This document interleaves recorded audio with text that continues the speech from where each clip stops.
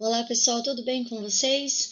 Meu nome é Petula Ramanauskas e a convite do professor Paulo, nós vamos estar conversando sobre as diretrizes curriculares nacionais para o ensino médio.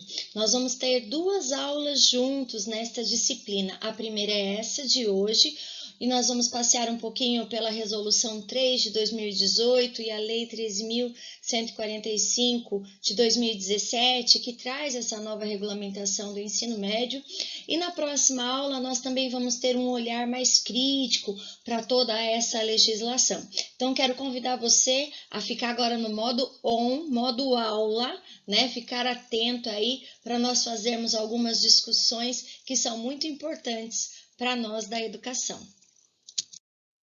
Bom, a nossa aula ela vai estar dividida em 4 momentos. Primeiro eu vou trazer para vocês um pouquinho do contexto da legislação, então uma discussão, né, de como que surgiu essa nova legislação para o ensino médio. Vamos falar também da estrutura da legislação, dos tópicos estruturantes dessa atual legislação. Num terceiro momento, a gente vai falar sobre esses conceitos da legislação.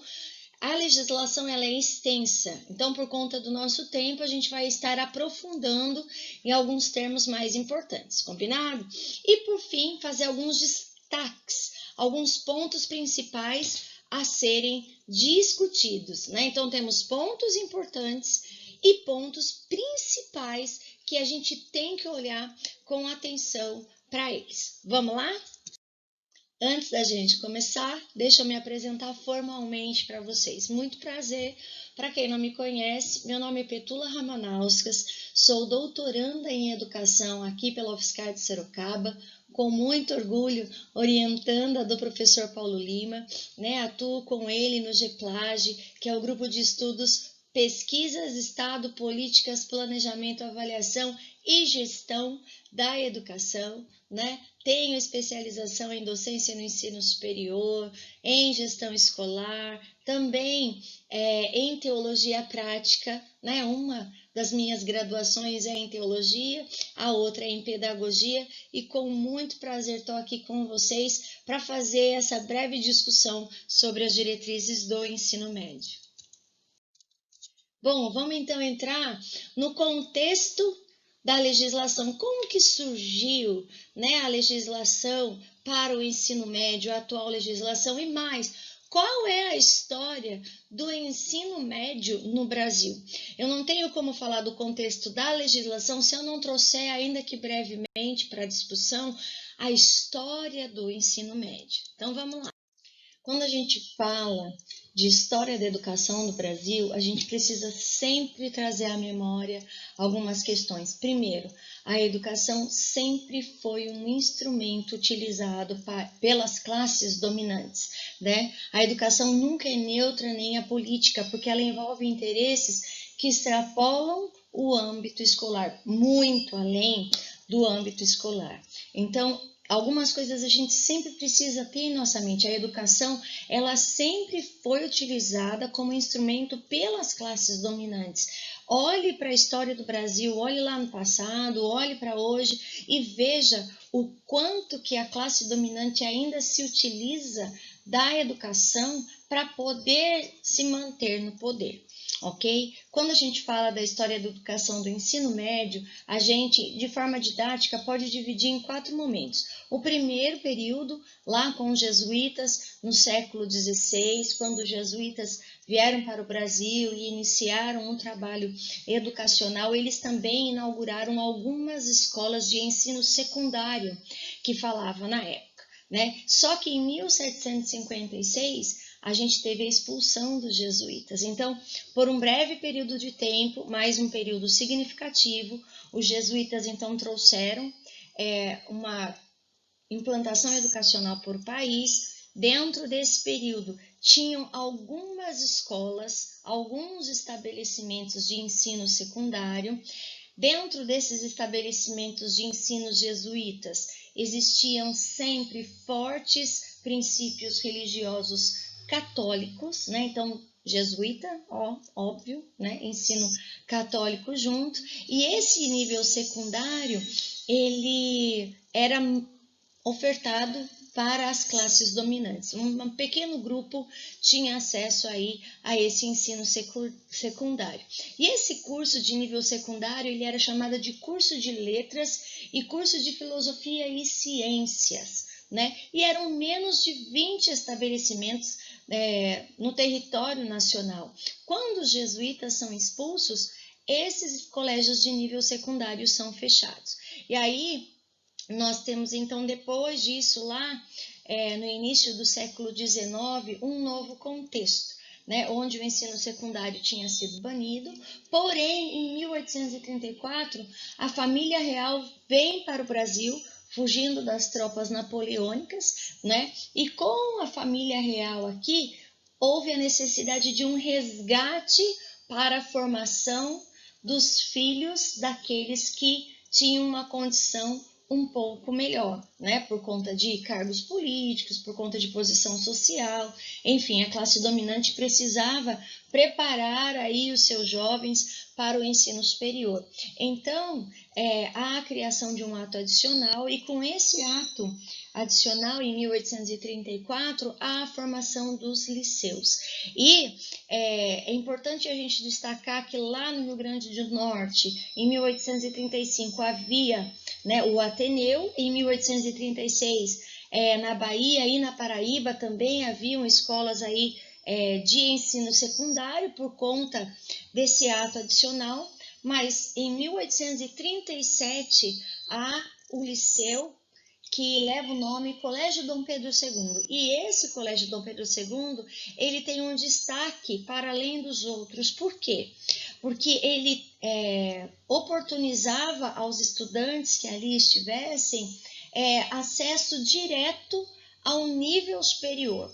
Antes, para se acessar ao nível superior, nesta época, era necessário comprovação de idade e se passar num exame que se chamava exame parcelado, né? Mas quem estudasse no Colégio Dom Pedro II não precisava fazer este exame parcelado, tinha acesso livre ao ensino superior. E o que é importante a gente notar também, que nessa época o ensino técnico, ele praticamente não existia, ele foi praticamente abandonado, né? Não se dava nenhum valor para ele realmente estava renegado a um segundo plano.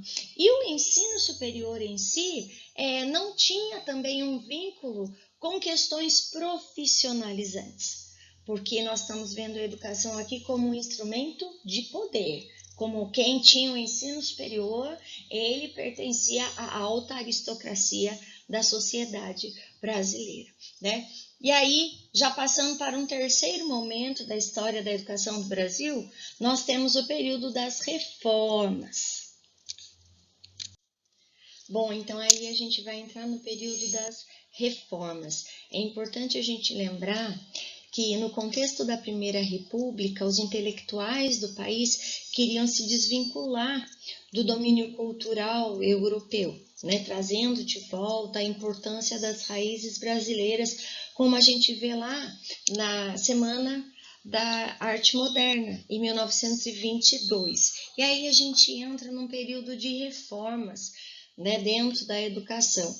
Resgatando um pouquinho, lá em 1890, a gente vai ter a reforma Benjamin Constant, né, que queria proporcionar à mocidade brasileira a instrução secundária e fundamental necessária e suficiente, assim para a matrícula nos cursos superiores da República, bem como em geral, para o bom desempenho dos deveres do cidadão da vida social.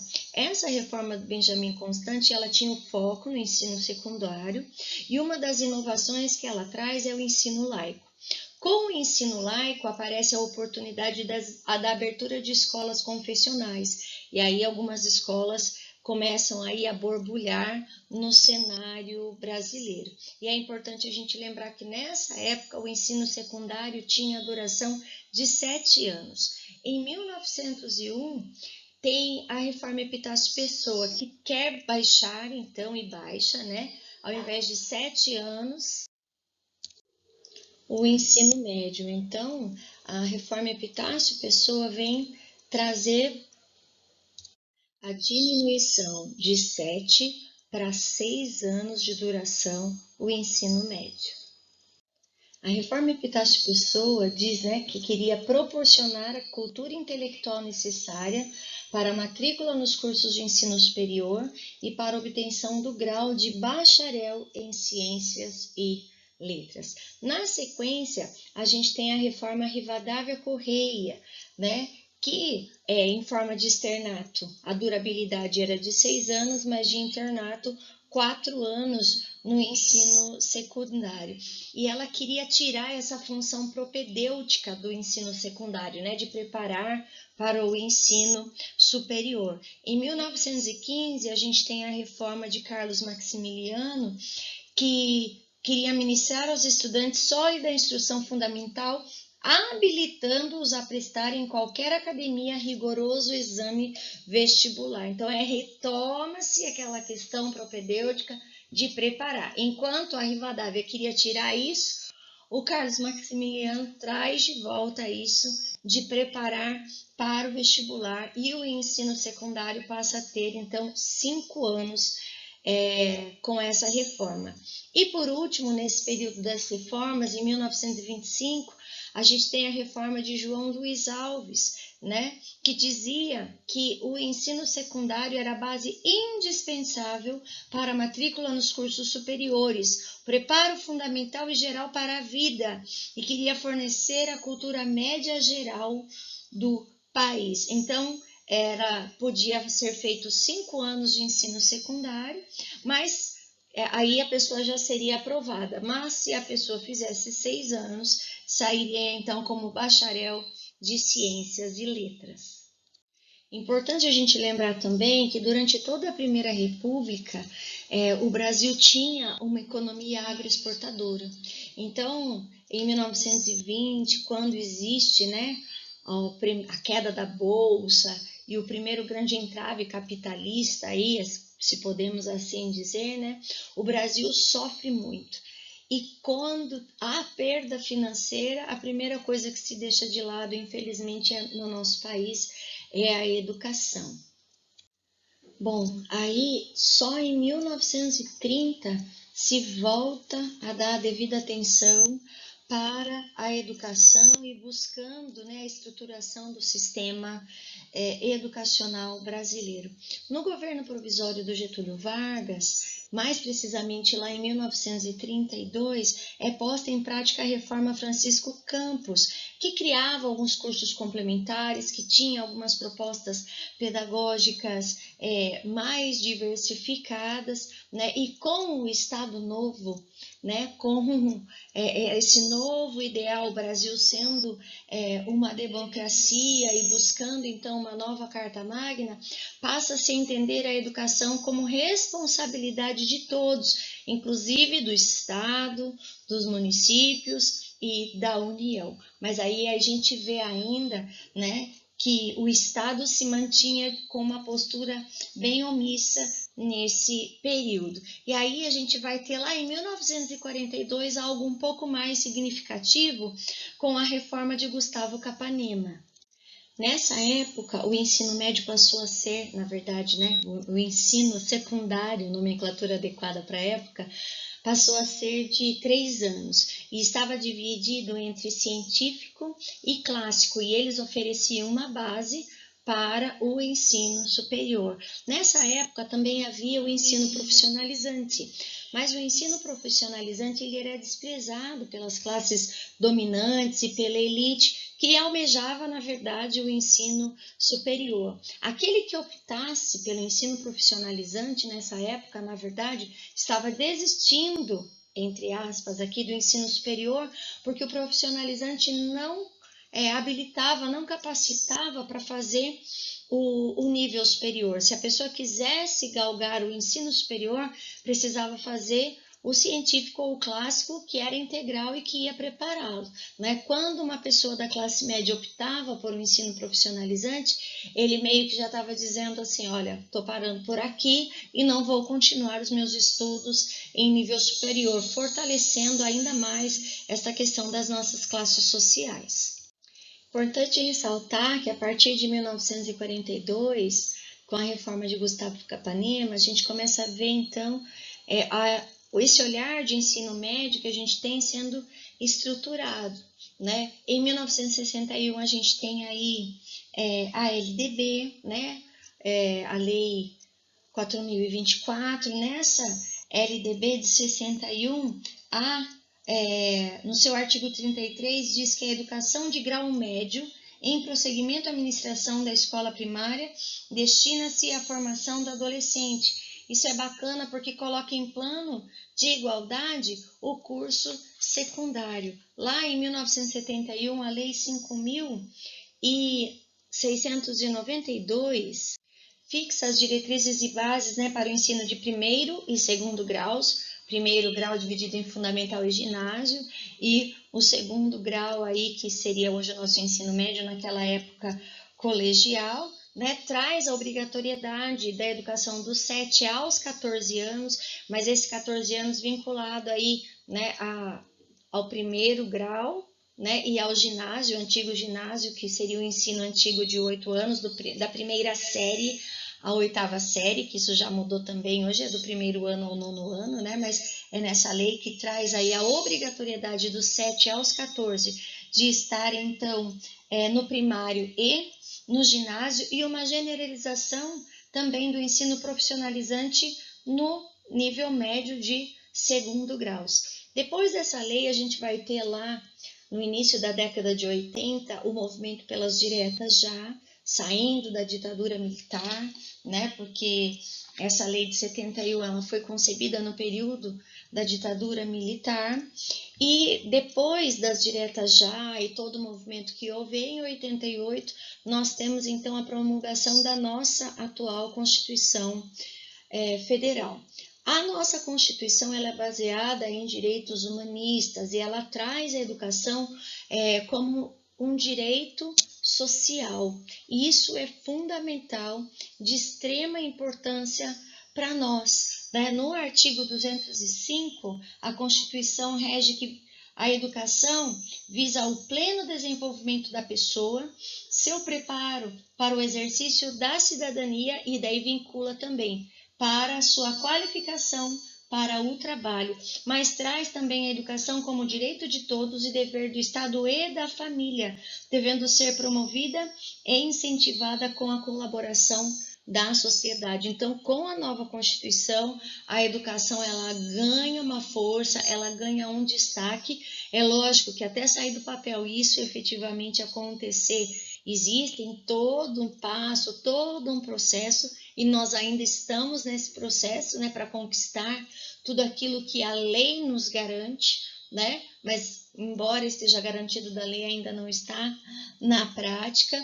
E desmembrando um pouco mais essa questão da educação, logo na sequência, lá em 96, né, alguns anos depois, nós temos a nova Lei de Diretrizes e Bases da Educação. E a nova LDB, ela traz a distinção, né, do primeiro grau, do fundamental, primeira e 8ª séries, do médio, que era o antigo segundo grau, o profissionalizante e também o superior. E a nova LDB determina a criação dos PCNs, dos parâmetros curriculares nacionais, distinguindo aquilo que é do ensino fundamental daquilo que precisava ser do ensino médio.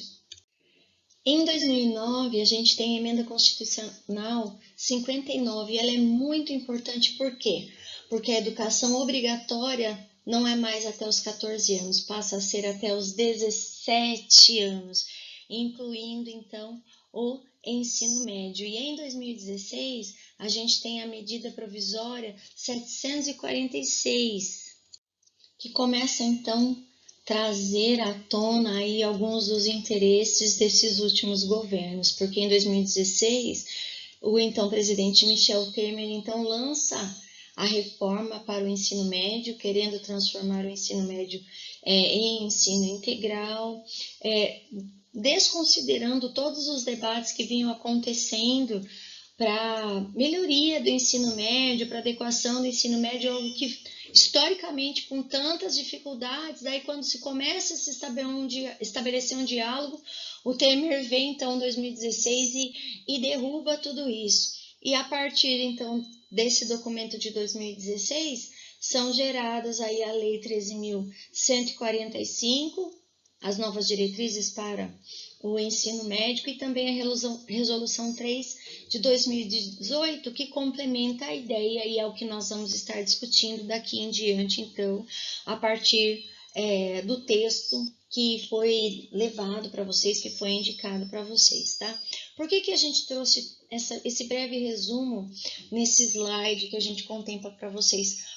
Para mostrar a dificuldade histórica educacional brasileira no geral, mas principalmente no que tange ao ensino médio, que sempre foi renegado, que nunca foi olhado com a devida atenção, que sempre foi um instrumento, né, de poder utilizado pelas classes dominantes, a educação no geral, mas o ensino médio usado assim de uma forma assim, infelizmente muito triste. E mais uma vez a gente vê, porque a idade que os adolescentes e jovens estão no ensino médio é uma idade muito própria para a tomada de decisão no que diz respeito à vida profissional e ao trabalho. E muitos que ainda hoje optam pelo ensino profissionalizante não têm a oportunidade de continuar os seus estudos depois em nível superior. E a gente vê o nível superior sendo ofertado assim, de uma forma muito mais facilitada e acessível às classes dominantes, né? Então, isso é algo histórico e a gente precisa entender o porquê, então, veio essa medida provisória em 2016 e a Lei 13.145 e a Resolução 3 de 2018 como desdobramentos dela. E pensando em tudo isso, nesse contexto e nos questionamentos que a gente traz, a gente chega na grande dicotomia do ensino médio. O ensino médio, qual que é o propósito dele? Qual que é a identidade dele? É para que se prepare, para que se prossiga nos estudos, ou ele é uma preparação para o mundo do trabalho? Qual que é aí realmente o propósito do ensino secundário, do ensino colegial, e hoje a nomenclatura é ensino médio no Brasil?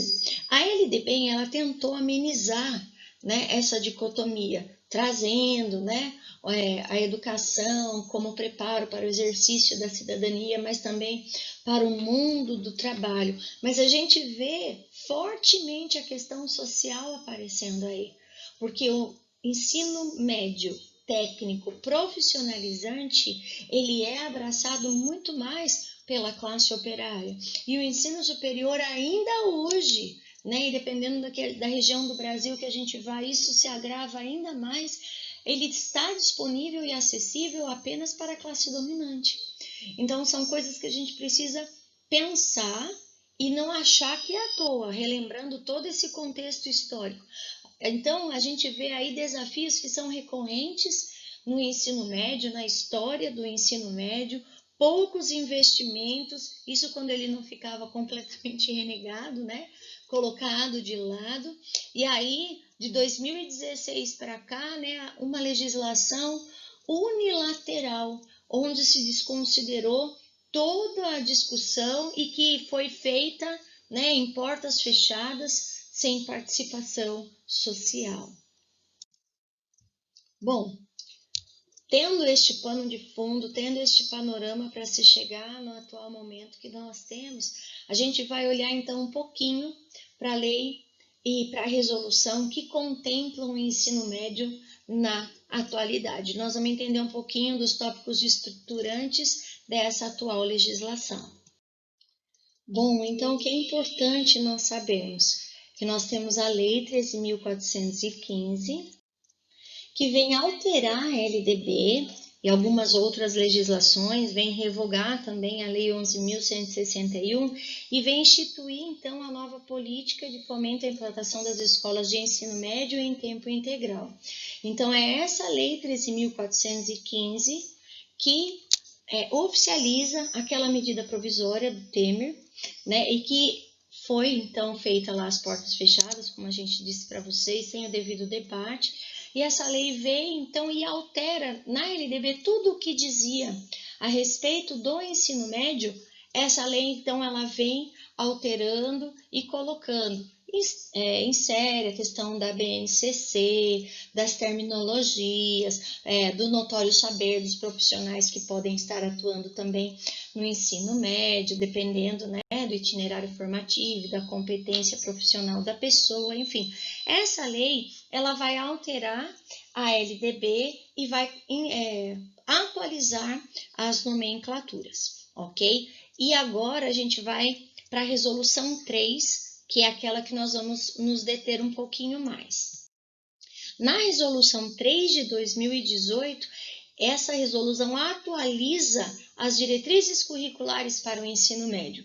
Esse documento, essa resolução 3, ela é um pouco mais extensa, e aí além, né, de atualizar nomenclatura, ela tenta explicar, né, e conceituar estas novas nomenclaturas. Então, essa resolução está dividida em 4 partes.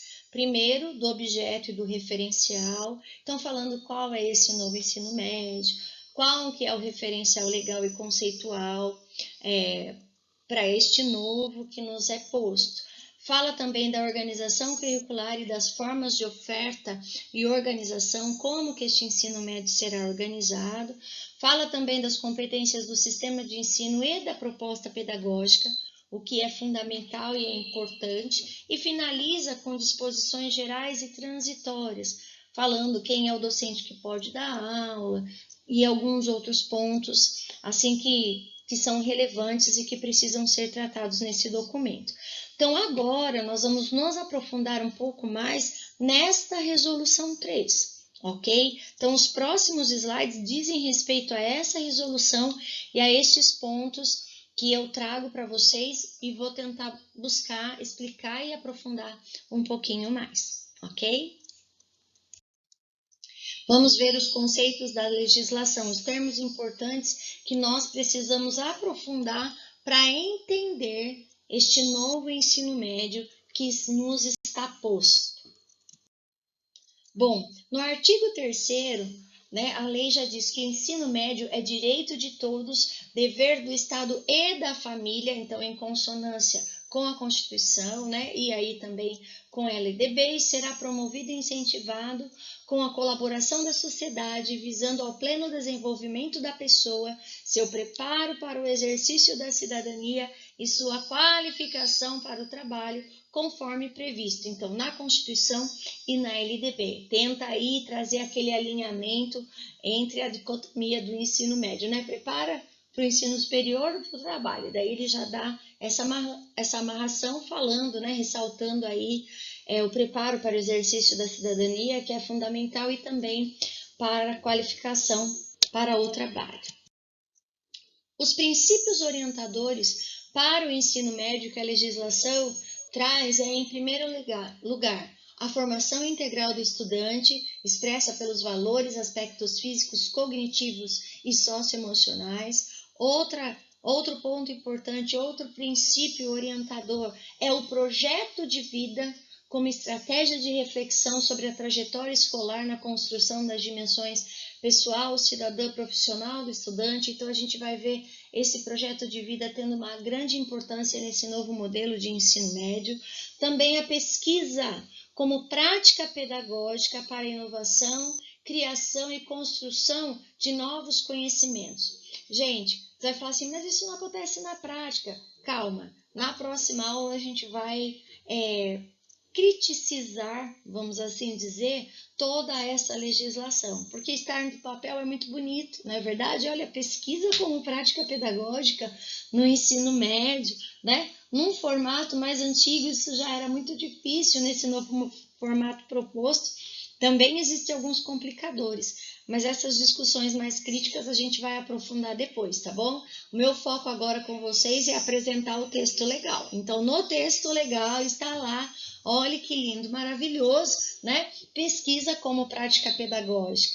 Outro quesito é respeito aos direitos humanos como direito universal, isso em consonância também com a nossa Constituição e demais legislações. compreensão da diversidade e realidade dos sujeitos, das formas de produção e trabalho das culturas, sustentabilidade ambiental, diversificação da oferta de forma a possibilitar múltiplas trajetórias por parte dos estudantes e a articulação dos saberes com o contexto histórico, econômico, social, científico, ambiental, cultural, local e do mundo de trabalho. Parece lindo e na teoria é, mas na prática isso é muito complicado, né?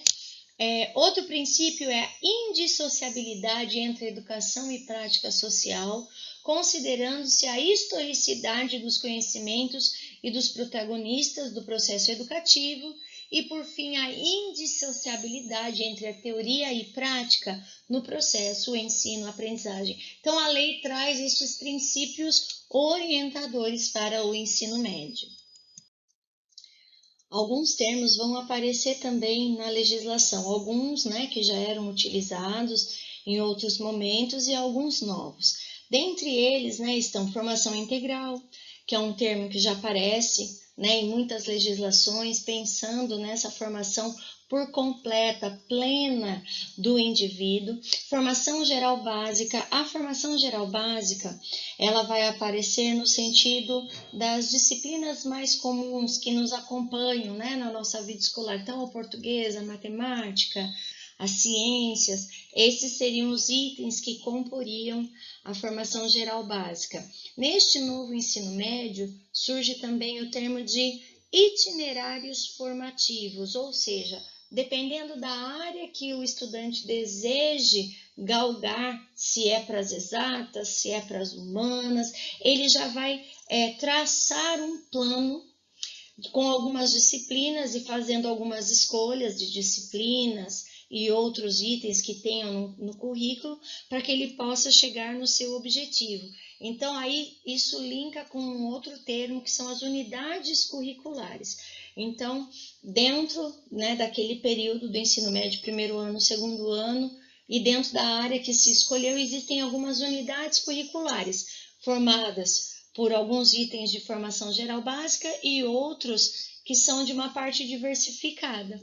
E aí, dentro dessas unidades curriculares, será feito um arranjo curricular, ou seja, o estudante opta por algumas disciplinas da formação geral básica, alguns outros itens que vão estar dispostos para ele também nessa unidade curricular, fazendo o seu arranjo e também o seu itinerário formativo.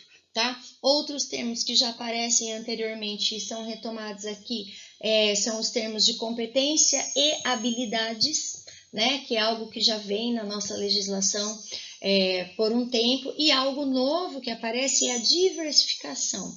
Ou seja, dentro dessa nova estrutura do ensino médio, existe essa parte diversificada que engloba tanto a parte do trabalho, da ciência, da tecnologia e da cultura.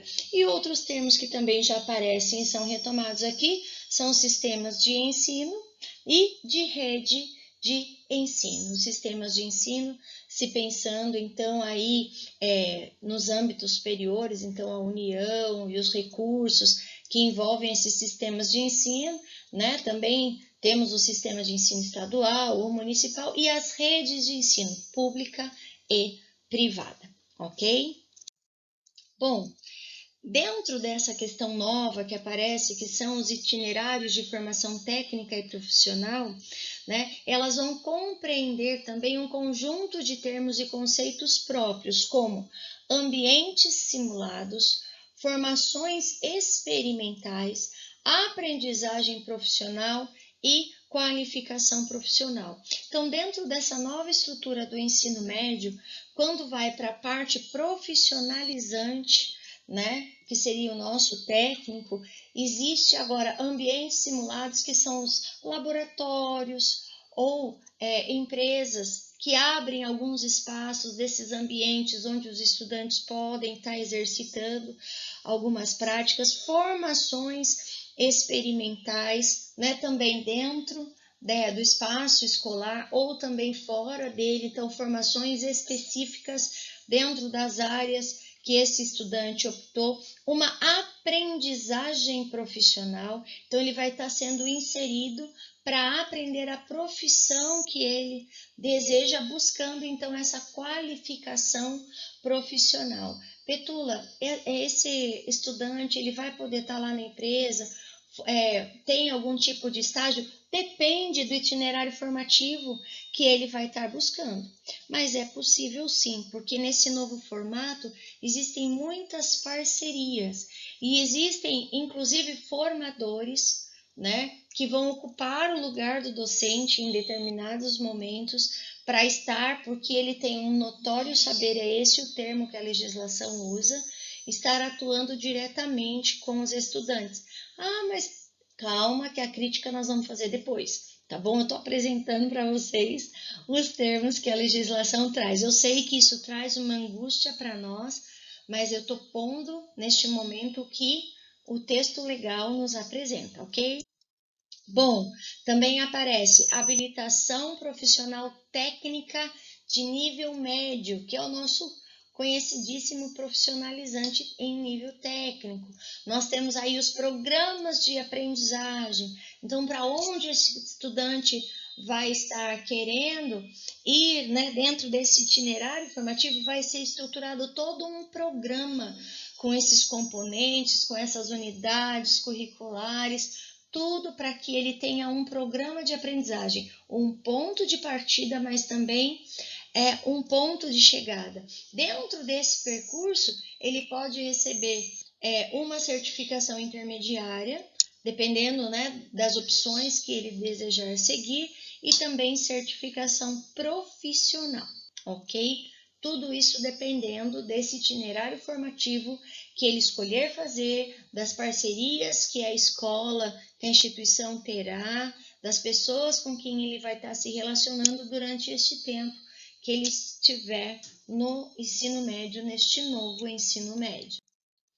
O artigo 7º fala que o currículo é conceituado como a proposta de ação educativa constituído pela seleção de conhecimentos construídos pela sociedade, expressando-se por práticas escolares que se desdobram em torno de conhecimentos relevantes e pertinentes, permeadas pelas relações sociais, articulando vivências e saberes dos estudantes e contribuindo para o desenvolvimento das suas identidades e condições cognitivas e socioemocionais. Olha, é uma proposta de ação educativa. E esse currículo, ele precisa sempre estar embasado pelo quê? Pela BNCC, ok? Que é um documento também norteador para nossa educação nacional. Ele precisa, este currículo precisa estar vinculando a educação escolar com o mundo do trabalho e prática social, ok? Com as aprendizagens essenciais que estão dentro lá daqueles componentes curriculares básicos que a gente conversou, critérios próprios para que a organização curricular exista, né? Então, dentro de cada instituição escolar há uma determinada autonomia com as parcerias que estiverem ali sendo feitas para se criar essa organização curricular, ok? E também possibilitar contínuo e articulado aproveitamento de estudos e de experiências pessoais, sociais e do trabalho. Então, dentro daquilo que já é a vivência desse estudante, o que se puder aproveitar para cômputo, né, nos estudos, então isso precisa ser levado em conta. E é lógico, a distribuição da carga horária, aquilo que é componente básico, aquilo que é parte diversificada, aquilo que é parte profissional. A gente vai ver que existe toda uma estrutura de carga horária dividida que é proposta também dentro da legislação e que precisa estar contemplada neste currículo. Bom, daí você vai falar, nossa, Petula, quanta coisa, realmente, é bastante coisa, né? Quanto mais na prática a gente tiver, mais propriedade a gente vai ter para falar disso e entender realmente o funcionamento disso. E nesta última parte da aula, a proposta agora é trazer alguns destaques, então, os principais pontos que nós precisamos discutir, né? Porque são muitos termos, são muitas colocações, são coisas assim diferentes, né, que não foram discutidas, que foram resolvidas de porta fechada, e aí até para a gente ter um entendimento maior, porque não houve esse debate prévio, não houve uma produção científica prévia, fica mais complicado, tá? Mas vamos aí prosseguir com a nossa aula e buscar entender isso que o texto legal traz para nós. O artigo 8º diz que as propostas curriculares do ensino médio devem o quê? Primeiro, ter um seu currículo, e esse currículo precisa atender a BNCC, ok? E esse currículo tem autonomia na sua construção. E aí é complexo a gente abstrair algumas coisas, né? Porque tem lá a parte que precisa ser contemplada das disciplinas básicas e que são os componentes curriculares. E aqui a BNCC traz para nós. Temos também toda essa questão dessa parte diversificada, desse itinerário formativo, dependendo da área que o estudante escolher, o caminho que ele vai percorrer, as parcerias que a instituição escolar vai fazer, os profissionais que estarão ali junto à escola trabalhando. Então, esse currículo, ele tem uma amplitude imensa, né, de formas que ele pode ser construído para atender aquela determinada instituição escolar e a determinada demanda, ok? As propostas curriculares também precisam ter ações que promovam essa integração curricular, então, dessa parte mais básica e geral, com a parte profissionalizante, com a parte científica, com toda a parte tecnológica, como a gente viu no slide anterior, contemplar culturas e linguagens digitais, porque o mundo é este, né? E a pandemia nos mostrou muito bem que agora nós estamos completamente inseridos no mundo digital, e aqueles que não estão precisam ser, né? A gente sabe também da necessidade da inserção digital de muitas pessoas e comunidades, e como faz diferença aquelas que já possuem essa cultura e essa linguagem digital aí bem evoluída. Também ações que promovam o processo histórico de transformação da sociedade e da cultura, e a língua portuguesa como instrumento de comunicação. Então, as propostas curriculares precisam aí atender isso. Também com o ensino e avaliação que potencializem as competências e as habilidades, nossas velhas conhecidas, e o protagonismo dos estudantes, porque isto é fundamental. Se nós falamos de um exercício da cidadania, de um estudante crítico, atuante, o protagonismo é fundamental. Também atividades teóricas e práticas, né? Nas propostas curriculares tem que ter essas atividades, competências e habilidades na aplicação dos conhecimentos desenvolvidos, para que isso possa, né, ser colocado em prática e avaliado. Também domínio dos princípios científicos e tecnológicos que estão presentes na produção moderna, práticas sociais e produtivas, determinando novas reflexões para a aprendizagem, e o domínio das formas contemporâneas de linguagem. Além disso, a proposta curricular do ensino médio precisa contemplar essa formação integral. Então, aí resgatando a questão do projeto de vida, então do estudante saber o que ele quer, onde ele está, onde ele quer chegar, para que ele possa, né, traçar aí o seu itinerário formativo e mesmo depois, né, que terminar o ensino médio, ter esse projeto de vida bem estruturado e formação em todos os aspectos, né? Quando a gente fala de formação integral, envolve o aspecto físico, cognitivo e também socioemocional. E também a educação integral, prezando pelos múltiplos espaços, né? Então, o estudante, ele está na escola, mas ele pode estar num laboratório, ele pode estar numa oficina, ele pode estar no campo, seja na empresa, seja com outras pessoas. Toda a proposta curricular, então, precisa contemplar estes parâmetros. E a estrutura curricular, então, do ensino médio, ela vai estar dividida. De que forma? Né? Nos itinerários formativos e essa formação geral básica.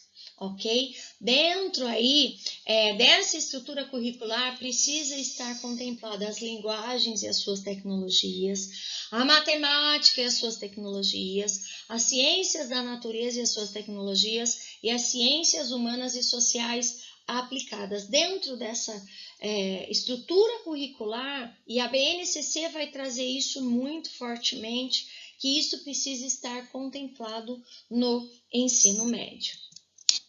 E isso vai oportunizar uma formação técnica profissional também, porque isso é base para que depois se desenvolvam as outras competências técnicas, né? E pensando na área de que cada um escolher, essa formação técnica profissional ela vai ser direcionada.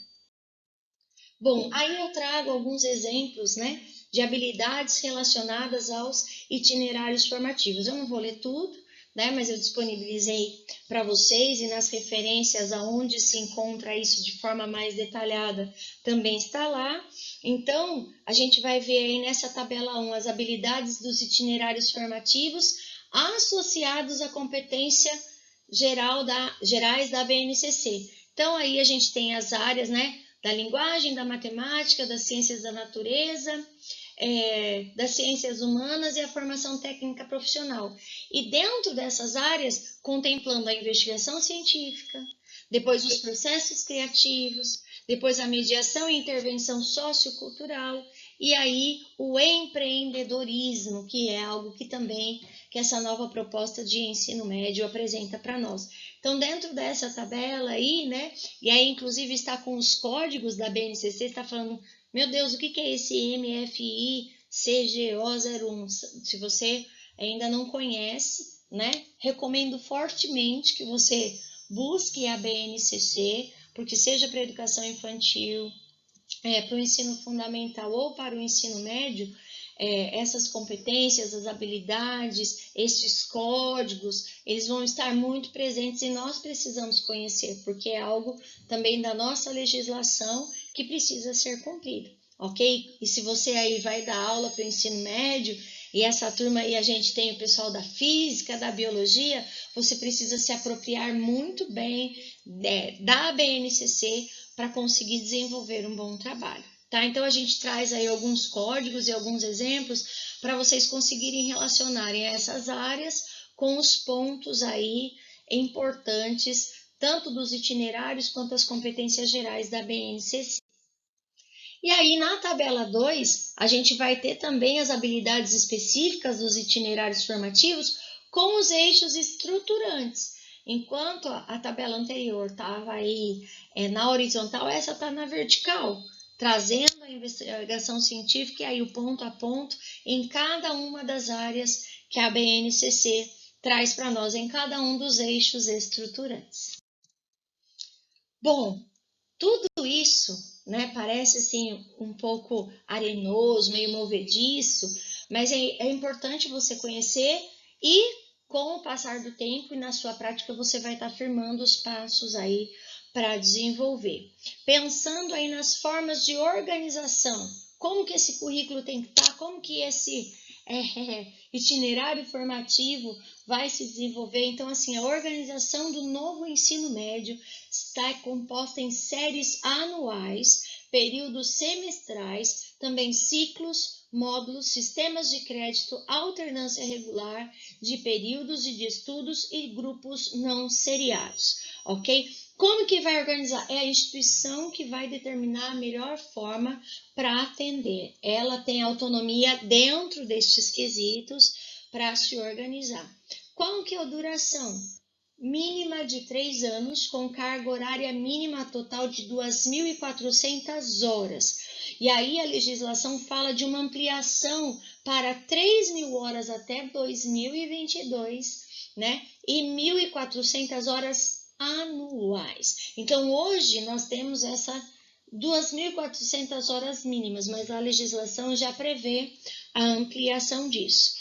E a duração, essa duração que eu disse para vocês no diurno, porque quem trabalha e estuda, né, no período noturno é diferente. Também são 200 dias letivos, né, e 800 horas anuais. Então, 3, né, vezes 8, 16, vezes 6, 24. Então, a gente chega também nas horas, mas aí as 2.400 horas, mas aí tem que ter ampliação para mais de 3 anos, ok? que essas 2.400 horas, né, até 2021 e 3.000 horas a partir de 2022. E quem realiza o ensino médio no EJA? A carga horária mínima para a parte comum é de 1.800 horas. 80% desta carga pode ser realizada à distância, desde que se tenha o devido suporte, né? Então, os recursos tecnológicos, né, ou os livros, os materiais, ou o professor de suporte, isso tem que ser ofertado para esse aluno de ensino médio. Nós temos também a educação especial, pensando aí na educação do campo, indígena e quilombola. E aí, esta educação especial dentro destes itens tem a sua legislação particular, as suas diretrizes específicas que precisam ser atendidas, ok? E a organização curricular vai se dar em tempos e espaços próprios ou com parcerias, como eu disse para vocês, né? Organizações, instituições e empresas podem ser parceiras da escola neste momento, e algumas pessoas que atuarão como formadores, né, poderão ocupar esses espaços que antes era só do professor, e eles podem ocupar, e aí o termo que a legislação traz é porque eles têm um notório saber, ok? Os itinerários formativos vão articular as dimensões do trabalho, da ciência, da tecnologia e da cultura para atender às necessidades e aspirações dos estudantes, mas também se levando em conta a realidade da escola e do meio no qual esse estudante está inserido, ok? A BNCC como um todo preza pela interlocução dos saberes, isso de uma forma mais reforçada ainda no ensino médio, trazendo as questões de inter e transdisciplinaridade, falando da importância da articulação entre as diferentes áreas de conhecimento, né? Hoje não se tem mais aquele pensamento linear, né? Mas se tem uma ideia de ensino em forma de teia, de uma forma mais em rede, né? De uma forma mais, como os teóricos dizem, rizomática, ok? E aí essa forma rizomática, onde as disciplinas se articulam, onde há a transdisciplinaridade, alguns teóricos até trazem a questão da metadisciplinaridade, transinterpolidisciplinaridade, enfim, né? Também são termos polissêmicos, mas que estão aí à nossa disposição. Isso precisa estar muito presente hoje em todas as etapas de ensino, porque para problemas complexos não dá para compartimentalizar o saber e achar que para um problema complexo apenas uma área ou uma disciplina vai dar conta. As disciplinas precisam se conversar, se tocar, inter, trans, poli, metrodisciplinar, né? Buscar aí toda essa articulação para trazer as respostas a esses problemas complexos que temos hoje, ok? Então, a interlocução dos saberes para a solução dos problemas complexos. Quais são as exigências nessa organização do novo ensino médio? Então, tem critérios para a realização de atividades, tanto para a formação geral básica quanto para os itinerários formativos, e essas exigências precisam ser atendidas. Pode ser ofertado atividades à distância? Sim, 20% da carga total, preferencialmente para os itinerários formativos e até 30% para o noturno. Lembrando que nos slides anteriores a gente viu que para o EJA há um pouquinho mais nessa questão de atividades à distância, ok? Também a comprovação de competências. Então, os saberes precisam ser avaliados, sim. Precisa haver uma demonstração prática de que o aluno alcançou ali o conhecimento adequado, o domínio, né, daquilo que ele se propôs a estudar, e há uma documentação emitida pelas instituições de caráter educativo. Então, há uma certificação, né, de que esse aluno realmente passou por aquele percurso, desenvolveu as atividades e atingiu aí um desenvolvimento satisfatório. ok? E essa certificação, ela vai evidenciar tanto o que foi oportunizado na formação geral básica, quanto nos itinerários formativos. E existem especificidades com parcerias. Então, de repente, se a escola fez lá uma parceria com uma determinada instituição e essa instituição quer dar a certificação, ela pode? Pode, desde que atenda às normas legais. Ela não pode dar o certificado, como diz o nosso querido professor Paulo, né, do fundo do coração dela, mas ela tem que estar apta a emitir essa certificação. E aí, cada caso é um caso que precisa ser devidamente avaliado à luz da legislação e das normas. Outros destaques que a gente traz, indo para a finalização da nossa aula, é que os sistemas de ensino, eles são os guardiões da legislação, então eles precisam atender à legislação, também oportunizar os recursos, e aí o MEC e o SAEB estão como grandes articuladores, né? O MEC enquanto Ministério da Educação, o SAEB enquanto sistema de avaliação, né? E é o sistema de ensino que reconhece, valida e certifica aí, né, tudo isso que foi desenvolvido na instituição escolar dentro deste novo ensino médio. Também a proposta pedagógica, né, sempre a proposta pedagógica precisa estar fundamentada no princípio do pluralismo de ideias e de concepções pedagógicas, no exercício da autonomia e da gestão democrática, onde cada unidade escolar vai elaborar e também constantemente atualizar a sua proposta. Então, isso precisa também ser sempre resgatado, ok? E na parte final do documento, ele vai trazer aí algumas disposições gerais a respeito dos professores que precisam ser licenciados ou ter a complementação pedagógica, né, uma especialização, uma pós, que precisa ver esses padrões de desempenho pela União, então pensando aí na base, como a gente disse, mas também no Enem, que é o Exame Nacional do Ensino Médio, o PNLD, né, o Programa Nacional do Livro Didático, que é ofertado, precisa também estar atendendo todos estes novos princípios que a legislação traz, ok?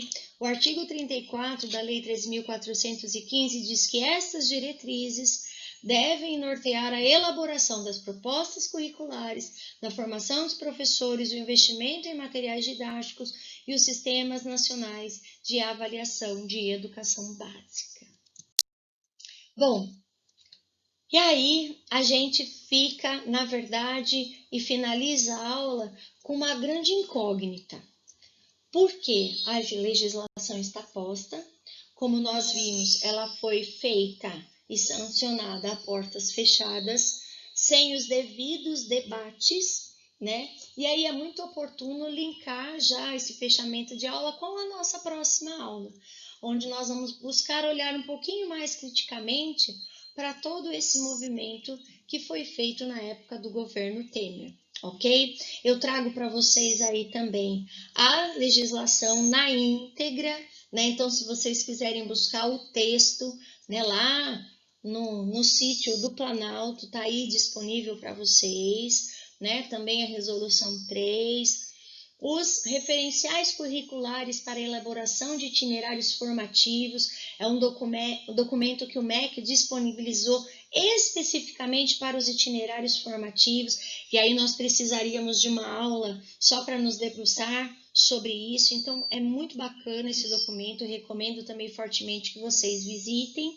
E aí, nos primeiros slides da aula, eu trouxe aí um pouquinho do pano de fundo e da história do ensino médio, e deixo aí as referências, então, do Santos para vocês, que apresentou esse breve histórico, então, do ensino médio no Brasil. É um trabalho que ele apresentou, né, lá na UESC, então um trabalho bem bacana, que nos subsidiou nessa aula também, ok?